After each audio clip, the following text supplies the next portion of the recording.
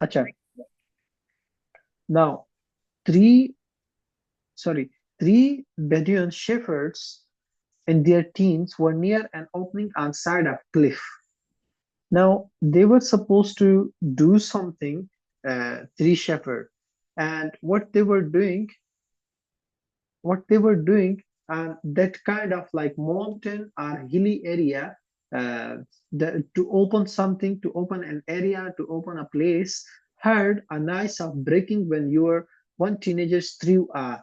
Now, might be this is a kind of like story we see from the first two examples, fill in the blanks. देखिए, reading के दो तरीके हैं। पहले passage पढ़ना, फिर क्वेश्चन आंसर पे आना, और फिर पैसेज पे जाना। एक तरीका बेहतरीन तरीका है, इसमें भी स्टूडेंट्स के 8.5 अचीविंग हुए हैं। दूसरा तरीका, उसमें भी 8.5 तक अचीवमेंट हुई है। तो दोनों तरीके बेस्ट है। अगर आप पहले क्वेश्चंस पढ़ते हैं और फिर पैराग्राफ से आंसर फाइंड आउट करते हैं, दोनों बेस्ट है। राइट, हाँ, ये है कि अंडरस्टैंडिंग कितनी हो रही है, क्वेश्चन की अगर अंडरस्टैंडिंग हो रही है या पैसेज की, तो बस आपको आंसर डायरेक्ट मिल जाता है। रीडिंग में सबसे प्रियोरिटी पे आपने इस चीज को रखना है कि आपके लेवल ऑफ अंडरस्टैंडिंग क्या है। अगर बस फिर आपके लिए रीडिंग आसान है। अच्छा, अब यहाँ पे ये दो स्टोरी की तरह जो इंफॉर्मेशन है, स्टोरी की तरह क्यों? क्योंकि कहा जा रहा है 1946 में एक चीज की डिस्कवरी हो रही है, और साथ में ही उसमें कहा है थ्री बेडियन शेफर्ड ये थे जो वहां पे ओपनिंग कर रहे थे चट्टान को, चट्टान क्लिफ, चट्टान चट्टान या पहाड़ वगैरह। और उस ओपनिंग वक्त करते वक्त उन्होंने नॉइस सुना, heard a noise of breaking, तोड़ने का। When one teenager threw a, कि किसी टीनेजर ने कुछ फेंका। क्या फेंका? Threw a stone, threw a hammer, threw a machine, threw क्या, क्या कोई चीज फेंका, फेंके। अब ये पहले हम शेफर्ड्स का आइडिया देखेंगे, डिस्कवरी 1946 डेट देखेंगे, द डेड सी स्क्रॉल्स देखेंगे, और फिर हम अपने आंसर पे इजीली आ जाएंगे। हो सकता है उसने कोई स्टोन वगैरह कोई चीज इस तरह फेंकी हो। Now, 1460, 1946 ऊपर फर्स्ट लाइन में जो लिखे हुए हैं, in late 1946 or early 1950, tribute to 20 year relationship. Investment, his young shepherd tossed a rock into an opening on the side of the cliff and was surprised to hear a shattering sound. अच्छा, answer आपका यहाँ से कौन बताएगा? Answer मिल गया है, यहाँ से लेके यहाँ तक है। वो यंग बंदा ये one of these young shepherd one of these young shepherd's, उनमें से एक यंग शेफर्ड ने क्या किया? टॉस्ट, फेंक दिया। जी, आंसर क्या है? बताएं।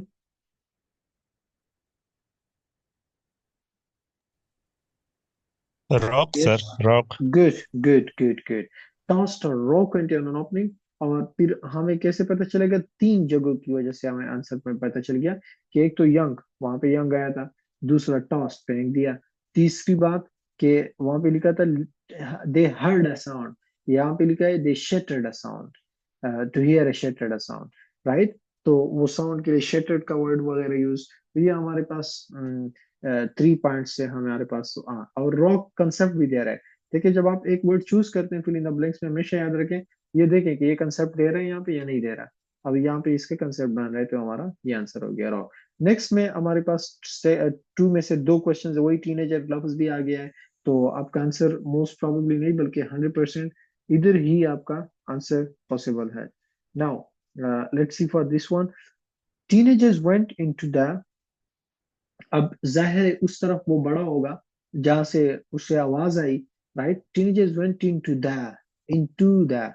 अब इनटू द, में एक पॉइंट याद रखें, इनटू किसे कहते हैं ग्रामेटिकल में? ग्रामर में इनटू इसे कहते हैं जब आप एक बाहर साइड से, मतलब लेट सपोज इनसाइड जगह में चले जाते। फॉर एग्जांपल, आप बाहर मैदान पे खड़े और रिवर में आपने स्विमिंग के लिए मीन्स लाइक छलांग लगाई, जंप लगाया, तो ये आप इनटू चले गए। और अगर आप रूम के बाहर हैं और रूम में इनसाइड आ जाते हैं, एक आउटसाइड बाउंड्री से इनसाइड चले जाना full as a whole body, this is called into. अब यहाँ पे इनटू का एक कॉन्सेप्ट है कि अगर इनटू ग्रामेटिकल वर्ड ये लगा हुआ है, तो यहाँ पे कोई ऐसी चीज जो फुल इनसाइड होगी, चाहे वो माउंटेन के इनसाइड हो, जो कि केव हो सकता है, या कोई इस तरह का मीन्स टनल हो सकता है, राइट, जो हमारे साथ यहाँ पे लग सकता है, ये हमारी प्रिडिक्शन है। अच्छा, teenagers went into the blank and found a number of, हाँ यहाँ पे रॉक नहीं हो सकता, into the rock, into the mountain top, तो ये चीजें वर्ड्स नहीं होगी, कोई इनसाइड टनल वगैरह का लफ्ज होगा। And found a number of containers made of, किस चीज के वो कंटेनर्स बने थे, स्टोन के बने थे, प्लास्टिक के बने थे, किस चीज के। लेकिन जाहिर है कि वहां पे तो नेचुरल किसी चीज के बने होंगे, क्योंकि चट्टान है, पहाड़ है। तो अब देखते हैं कि पहले ये यंग बंदा गया कहाँ पे, पहले ये देखें। अच्छा, ये लिखा है ना, साइड ऑफ अ क्लिफ, तो ठीक है, यहाँ पे है।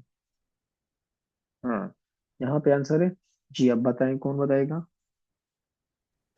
सर केव है, enter the good, cave sir cave and. में गए। हाँ गुड, केव में गए। हाँ good good, very good. Next word हमने ये किस चीज से बने थे, वो एक चीज का जिक्र हुआ।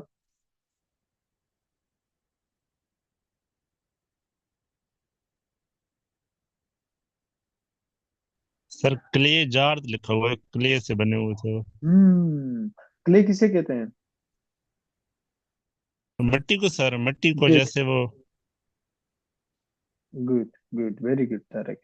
अच्छा, क्ले मट्टी से बने हुए जार्स, तो मट्टी से हमारा पास यहाँ पे वर्ड आ गया, वन वर्ड आंसर है, वन वर्ड ओनली, तो यहाँ पे हम सिर्फ क्ले लिखेंगे, क्ले जार नहीं, क्ले लिखेंगे, गुड।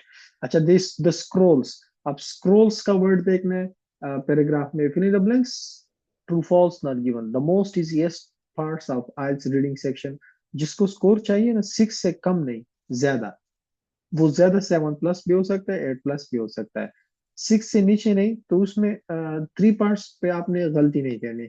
एक फिल इन द ब्लैंक्स है, एक ट्रू फॉल्स है, और एक हेडिंग फाइंडिंग है, इन 3 पार्ट्स में। अच्छा, इन 3 पार्ट्स को मेंशन करने के 2 रीजन है, सबसे ज्यादा क्वेश्चंस इन्हीं के होते हैं, और हर टेस्ट में ये मस्ट होते हैं। बाकी काइंड ऑफ क्वेश्चंस में आगे पीछे अप डाउन हो जाता है, डायग्राम क्वेश्चन है या चूजिंग कॉलम वगैरह, तो लेकिन ये क्वेश्चंस हर एक टेस्ट में मस्ट है। 6 7 इसके हो गए, 6 7 इसके हो गए, 6 7 आपके फिर इन द ब्लैंक्स हो गए, तो अप्रोक्सीमेटली आपके बन गए 2021। यहाँ से ही आपके 5.5 तक आ गए, और आपके बाकी थोड़े बहुत पार्ट से कुछ ना कुछ एमसीक्यूज अगर सही हो जाते हैं, लेट सपोज इसमें आपने 5 या 20 सही किए, या 18 सही किया, 5 आ गए आपके, 5 5.5, तो आपके बाकी किसी पार्ट्स में से आपके 7 8 कम से कम भी आ जाए, एकेडमिक अगर आप दे रहे हैं, नहीं तो जनरल में भी अगर आपके 9 एमसीक्यूज तक आ जाए, बाकी रिमेनिंग काइंड ऑफ क्वेश्चन है, तो आपके इजीली रीडिंग में 25+ स्कोर आ जाता है, इजीली। और थोड़ी सी स्ट्रगल के साथ बाकी पार्ट्स पे अगर आप करें तो 30+ आप अचीव कर सकते हैं। एनी हाउ, अब तो इस पार्ट में आपने ये भी करना है कि फिल इन द ब्लैंक्स है, तो फिल इन द ब्लैंक्स को एक तो अंडरस्टैंडिंग के वजह से आप देखें कितने मजे से आपके आंसर्स डायरेक्ट से ही आ रहे हैं, साथ में आपने मुख्तलिफ पार्ट से, चाहे कैम्ब्रिज हो चाहे आपका आईडीपी वाले एग्जाम साइट हो, लिंक है उससे आप, आईडीपी का एक लिंक है उधर से आप मेंस टेस्ट निकालें, या ielts.favor.com से निकालें, ये भी एक साइट है, favor.com, ielts.favor.com, इस पे भी 40 50 टेस्ट पड़े होते हैं। और कोई साइट, लेकिन उसमें फिर आप स्पेसिफिक यही वाले पार्ट्स किया करें, कैम्ब्रिज बुक के फुल टेस्ट किया करें, बाकी साइट से आप हाफ हाफ टेस्ट कर लिया करें, means like half half test का मतलब स्पेसिफिक क्वेश्चन काइंड कर लिया करें। अच्छा, ये क्वेश्चन है द स्क्रोल का लफ्ज यूज हुआ है, the scroll date from between 150 का वर्ड देखना, 150 BC टू एंड 70 CE, पहले तो इन वर्ड्स को देखना है।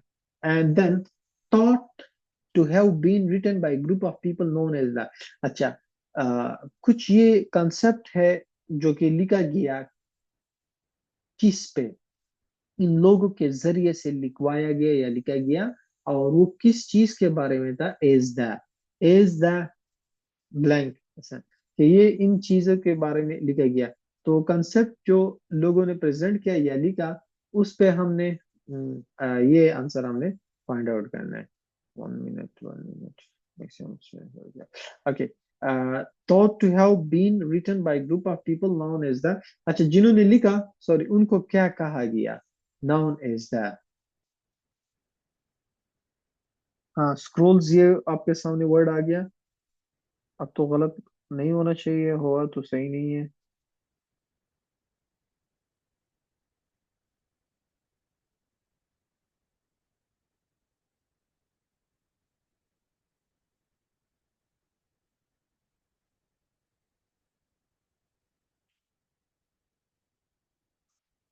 ये scroll to nearby town where they were sold for a small sum to a local antique dealer.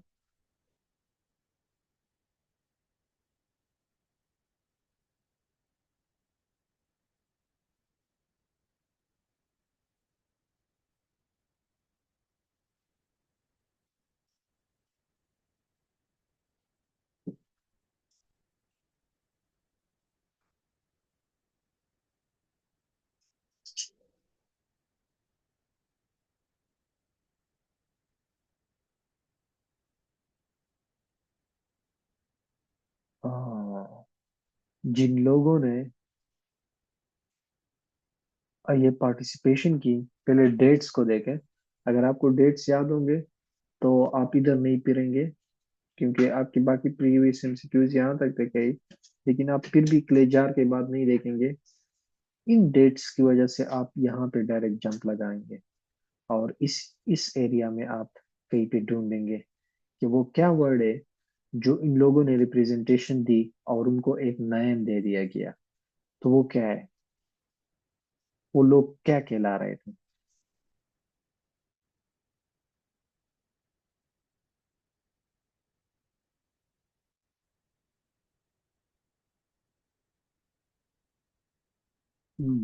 Would like to tell me? Essenes. Good good good. Essenes. अच्छा, यहाँ पे लिखा है the area was known as Judea. लेकिन हमसे तो लोगों के बारे में पूछ रहे, द पीपल वर कॉल्ड, जो लोगों का कंसर्न था। तो पीपल वर कॉल्ड एरिया, इसमें गलती नहीं करनी हमने यही इसमें। यार। हाँ, and the people are then thought देते टू हैव वक्त। Belong to group called Essenes. Essenes के वर्ड को पिक करना है और इसको यहाँ पे राइट डाउन कर देना है। अच्छा, thought to have been written by the people known as the sense। अच्छा, इसमें दो दो बात इसमें, इसकी एक्सप्लेनेशन की कंफ्यूजन ना हो। पीपल वर कॉल्ड, एक तो ये, एक तो आपको डिस्कस हुई कि ये जो लिखा है द एरिया वाज नाउन, उसके साथ तो कंसर्न नहीं है पीपल। लेकिन पीपल एसेंस के बाद आगे इन्होंने कुछ लिखा है, अ डिवोट डेविश सेक्ट। तो जेविस का जैसा भी अच्छा बुरा सेक्ट, जो भी आपने इस मींस लाइक रीडिंग में बोला गया है, सेक्ट, इनके फिर का रिप्रेजेंटेशन। तो हमारा कंसर्न इससे नहीं है, हमारा कंसर्न वो नाम क्या था, वो नाम ये था, राइट। तो ये हम लिखेंगे the specific name, special proper name, वो ये एसेंस। अच्छा, नेक्स्ट में क्वेश्चन में है रिटर्न, हाँ, मैं रिटन मेनली इन द, अभी वो जो कॉन्सेप्ट लिखा गया या मैन्युस्क्रिप्ट्स लिखे गए, वो किस जबान में लिखे गए हैं? नाउ ज्यूस से कंसर्न कोई लैंग्वेज हो सकती है, ठीक भी है।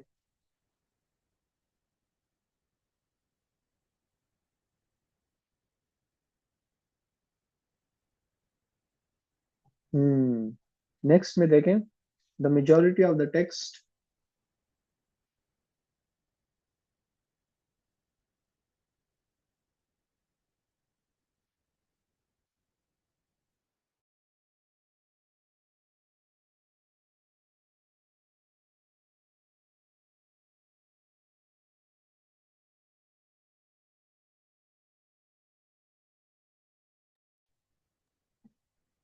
यस, टेल मी।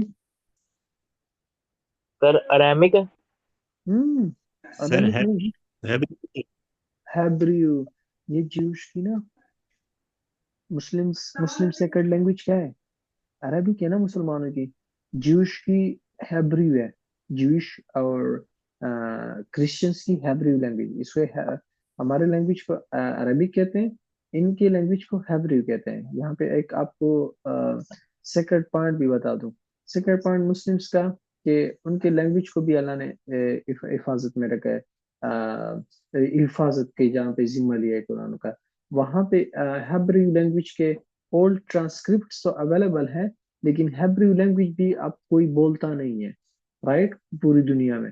तो मीन्स लाइक बाकी जो सेक्रेड बुक्स है, सेक्रेड बुक्स को कहते हैं कुरान या इस टाइप को, तो उनकी सॉरी ये इंजील तौरात जबूर कुरान टाइप की, अगर हम बोलें go from God side, this is called sacred.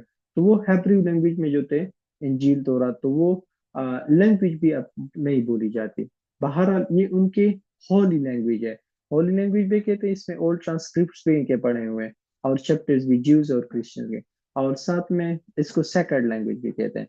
Any how, ये लैंग्वेज का नेम है, ये अब आपके माइंड में रहेगा कि ये हैब्रू, अगर आपको आइल्स वेकेबलरी में कहीं आता है तो ये लैंग्वेज को कहा जाता है। तो यहाँ पे हम लिखेंगे teenagers was, sorry where is that, written mainly in the Hebrew language, इनका जो मैनी मोस्ट वो था। और ये स्टोरी भी डेड सी स्क्रॉल की ओल्ड एंशियंट स्टोरी है, जो कि आपने बाकी आइडिया गेन किया।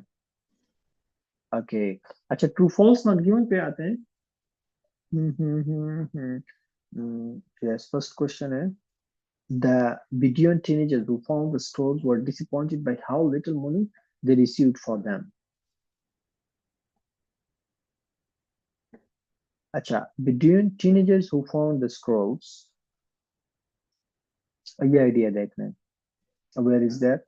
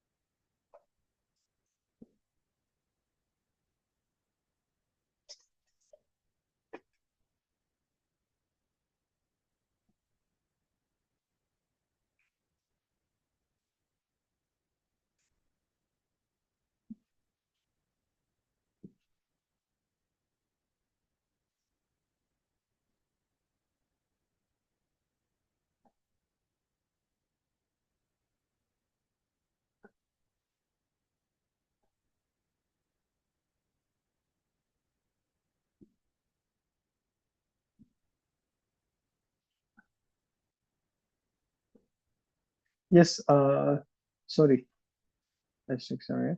Okay, did you get the idea? हमने इस पॉइंट को देखना है कि द बिटवीन टीनेजर, अच्छा अब नॉट गिवन भी होगा ना, तो कुछ वर्ड्स तुम या ट्रू फॉल्स भी होगा। लेट्स सपोज बाल दफा जो क्वेश्चन अगर हमारे पास नॉट गिवन में चला जाता है, और वो भी फर्स्ट क्वेश्चन अगर आ जाता है, या कंसेप्ट में ये फिर भी वो परसेप्शन, उसको वो पॉइंट टच हुआ होगा। मतलब अब ये जो लिखा है the Bedouin teenagers who found the scroll, अब स्क्रोल कहाँ पे फाइंड हुआ है, या बिटवीन टीनेजर्स का स्क्रोल का आपस में तस्करा कहाँ पे हुआ है, किस पैराग्राफ में? Were disappointed by how little money they received for them. No, see, idea थोड़ा सा फिर भी टच होता है, चाहे आंसर फॉल्स हो, ट्रू हो, नॉट गिवन हो, ये नहीं है कि बिल्कुल दिया ही ना हो।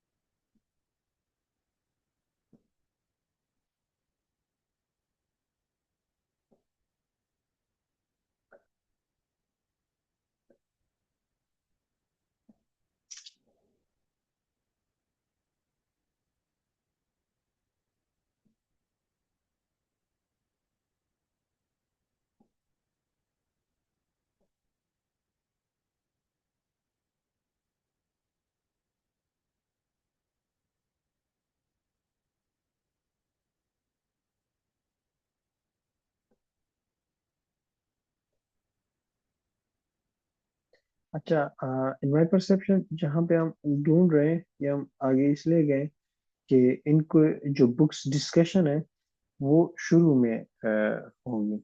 The teenager logically they scrolled near they were so small to point of fine.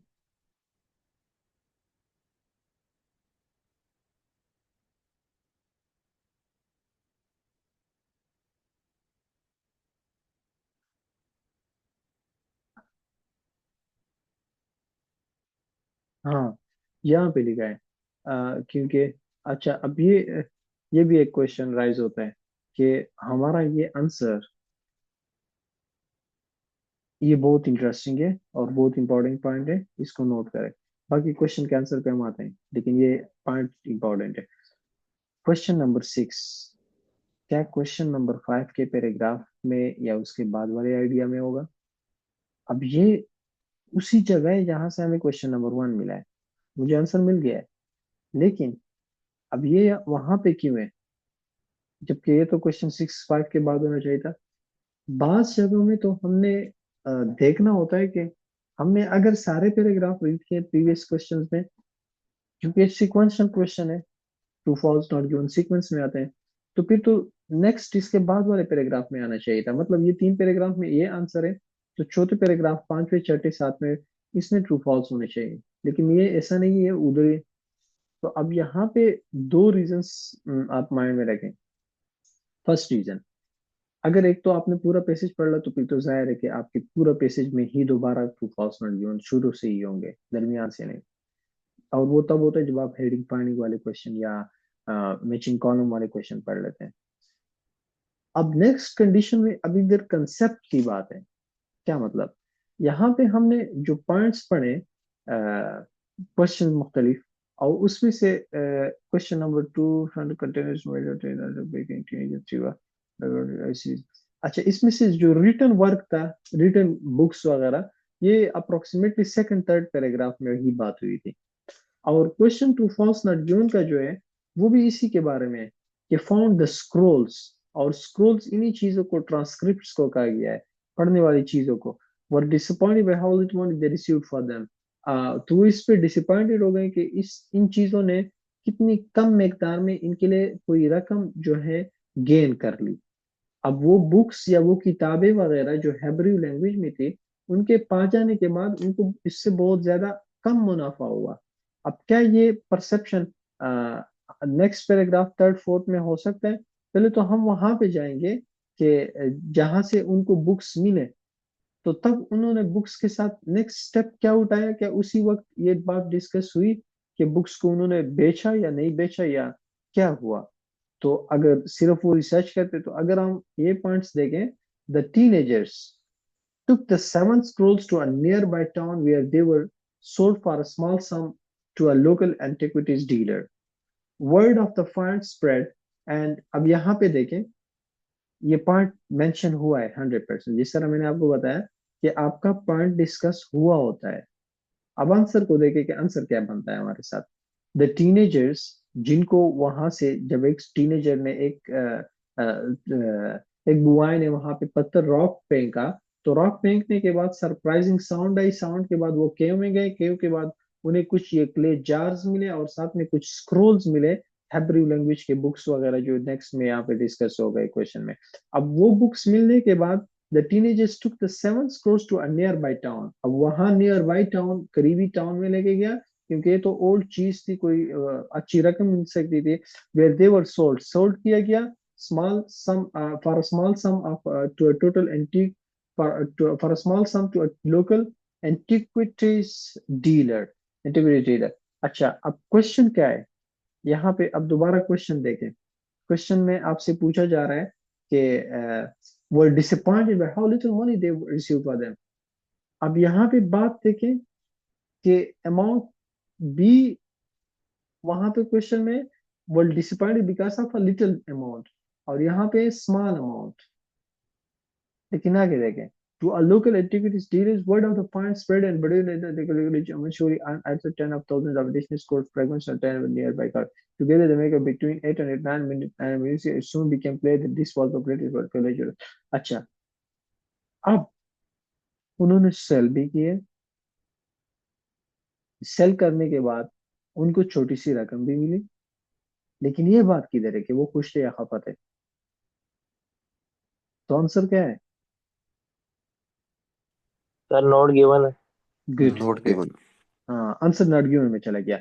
अच्छा, अब नेक्स्ट सिक्वेंशियल में ही आपका क्वेश्चन का आंसर आ जाएगा, क्योंकि अब ये आपको पता चल चुका है और चला भी है, आप जानते भी हैं कि ट्रू फॉल्स नॉट गिवन हमारे पास एक प्रॉपर सीक्वेंस में आते हैं, तो सीक्वेंस इसे क्या कहते हैं। जब next question you read it.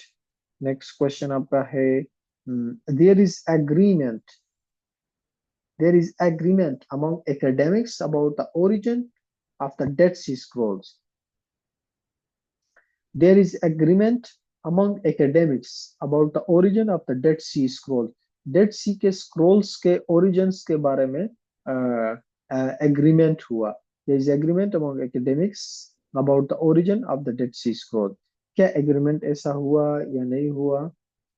We see this part as well. Direct इसके बाद information में.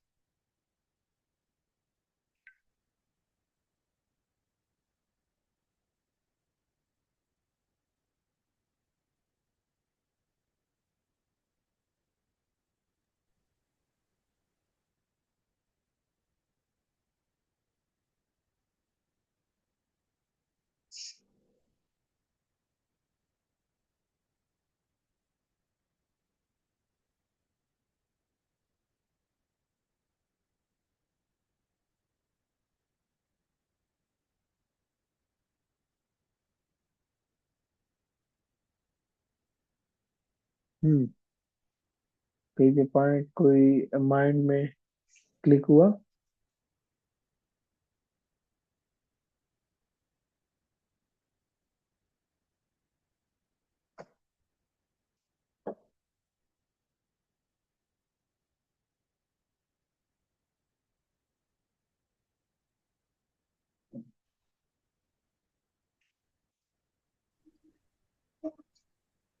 सर ये लिखा होता है which is written around 2000 ago.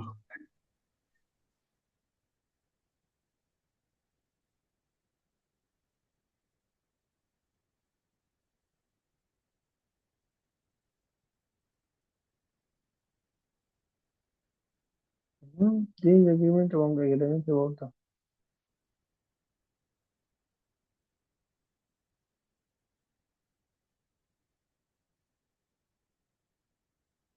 Ji,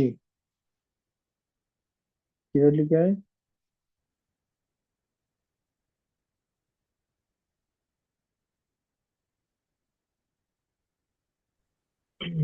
sir पांचवा पैराग्राफ।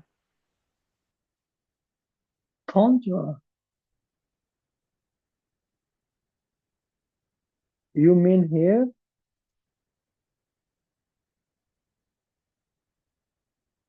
Yes sir.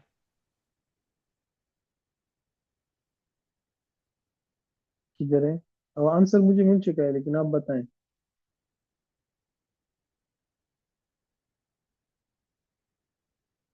जी, इधर इसमें किधर है?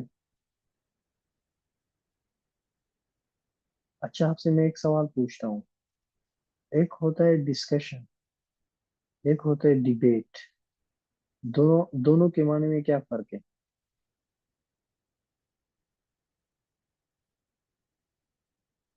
डिस्कशन कहते हैं जब आप एक बात पे मुत्तफिक राय के साथ बातचीत करते हैं। डिबेट ये होता है जब आप एक पार्टी के हो, दूसरा बंदा दूसरे पार्टी का हो, या आप एक एक एक ओपिनियन रखते हैं और दूसरा बंदा दूसरा ओपिनियन रखता हो, तो इसको डिबेट कहते हैं। अब यहाँ पे क्वेश्चन है एग्रीमेंट। एग्रीमेंट किस चीज पे है? कि जो डेड सी स्क्रोल्स का एकेडमिक कंसेप्ट वगैरह है, उसमें जो पॉइंट लिखे हैं या जो भी चीज है, उस पे एग्रीमेंट है। अब दूसरे ही पैराग्राफ में देखें, एक वर्ड यूज हुआ है, और पहले ही लाइन पे देखें, which were written around 2000 years ago between 150 and 70 CE, still the subject of scholarly debate even today। क्या मतलब है इसका? जी, डिबेट किसे कहते हैं? आंसर बताएं आप। ट्रू है, फॉल्स है? सर ये फॉल्स होएगा ना फिर। Good good good good. Debate का वर्ड्स अब आपके नेक्स्ट स्टार्ट पे क्या बदली कि एग्रीमेंट के बरक्स वर्ड डिबेट अगर आ गया तो हमने इसको फॉल्स कर देना है। Yes, very good. तो ये हमारे पास आंसर फॉल्स आ गया, डिबेट है। अच्छा, नेक्स्ट, जबकि बाकी पॉइंट सिमिलर परसेप्शन वहां पे लिखे। नेक्स्ट क्वेश्चन है, most most of the books of the Bible written on the scrolls are incomplete. क्या वो वाकई में ही इनकम्प्लीट है? बहुत सारी बुक्स जो बाइबल पे लिखी गई है, इसमें से Bible written on the scrolls are incomplete, वो इनकम्प्लीट है। अब ये इसी के बाद आप रीड करें, सीक्वेंस में जाएं।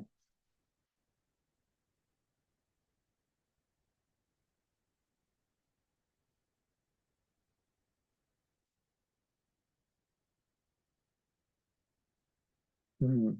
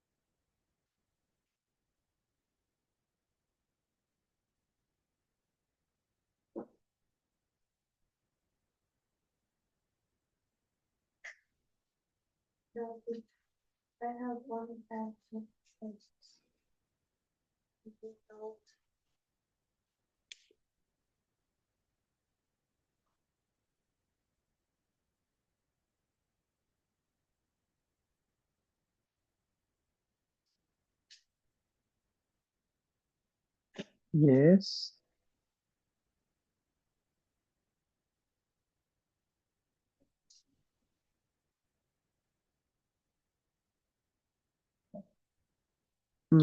फ्रेगमेंट की मानी क्या है?